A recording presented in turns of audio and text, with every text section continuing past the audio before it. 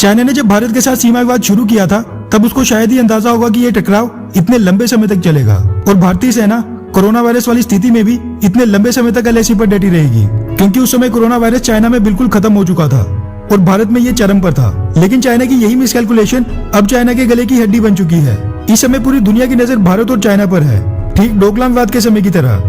China की दिक्कत यह है कि वो इस विवाद में अपने आप को भारत से बड़ी सैन्य ताकत के रूप में पूरी दुनिया को दिखाना चाहता है, क्योंकि पिछली बार डोकलाम विवाद के समय जब चाइना पीछे हटा था तब चाइना की इंटरनेशनल मीडिया में काफी बेइज्जती हुई थी और उस समय सभी बड़े बड़े मीडिया हाउस ने भारत के सामने चाइना के झुकने की खबरें छापी थी। चाइना डोकलाम विवाद की तरह कोई भी गलती नहीं करना चाहता है, इसलिए वो इस बार पीछे हटने को तैयार बिल्कुल नहीं हो रहा। लेकिन इस बार भारत के अलावा एक और चीज है जिससे चाइना खौफ खाता है, और वो है लद्दाख की ठंड और माइनस में रहने वाला नेगेटिव टेम्परेचर, जिसका सामना भारतीय सेना पिछले 70 सालों से करती आई है। चाइना का ठंड और नेगेटिव में रहने वाले टेम्परेचर का खौफ आज का नहीं है, बल्कि ये 1962 के समय से है, जब उसने नेहरू सरकार के कार्यकाल में भारत से अक्साई चीन हड़प लिया था। अगर उस समय सर्दियां ना आ जाती और बर्फबारी में सप्लाई चेन के टूटने का डर नहीं होता तो चाइना पीछे कभी नहीं जाता और आज लद्दाख का बड़ा हिस्सा चाइना के कब्जे में होता।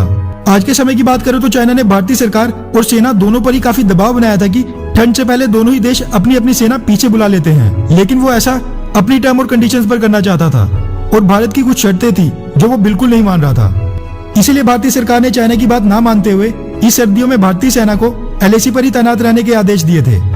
अब चाइना को भी मजबूरन LAC पर सर्दियां काटनी पड़ रही हैं, जिसके लिए ना तो उसके सैनिक तैयार हैं और ना ही उनको इस चीज का अनुभव है। अब इसी चीज का खामियाजा चाइना को भुगतना पड़ रहा है। दरअसल चाइना से आ रही मीडिया रिपोर्ट्स के मुताबिक पिछले कुछ दिनों में 12 से 15 चीनी सैनिक LAC पर सर्दी के कारण मारे जा चुके हैं और करीब 80 बीमार सैनिकों को चाइना आज तक फॉरवर्ड लोकेशन से एयरलिफ्ट कर चुका है।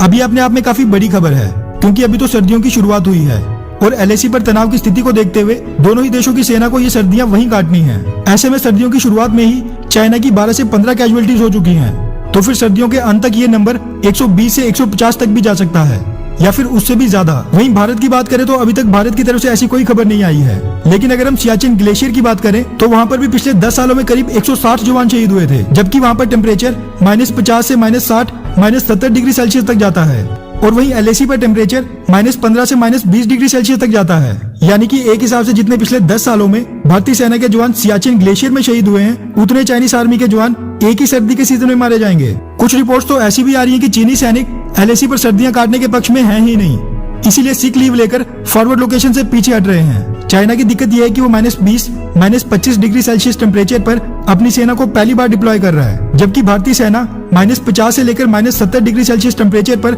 सियाचिन ग्लेशियर की रखवाली पिछले 70 सालों से करती आई है। ऐसे में भारतीय सेना को सर्दियों में LAC पर युद्ध लड़ने में कोई भी दिक्कत नहीं आएगी, जबकि चाइनीज सेना युद्ध तो लड़ना दूर की बात है, उसके लिए LAC पर सर्दियां काटना ही मुश्किल हो रहा है। वैसे ये तो अभी सर्दियों की शुरुआत ही है। देखने वाली बात यह है कि क्या चाइना पूरी सर्दियां यहीं काटेगा भी या पहले ही पीछे हट जाएगा। वैसे आपकी इस बारे में क्या राय है, नीचे कमेंट करके जरूर बताएं। अच्छा सुनो, चैनल को सब्सक्राइब करो, उसके बाद घंटी बजा देना ताकि अगली वीडियो आपसे मिस ना हो पाए। Thank you.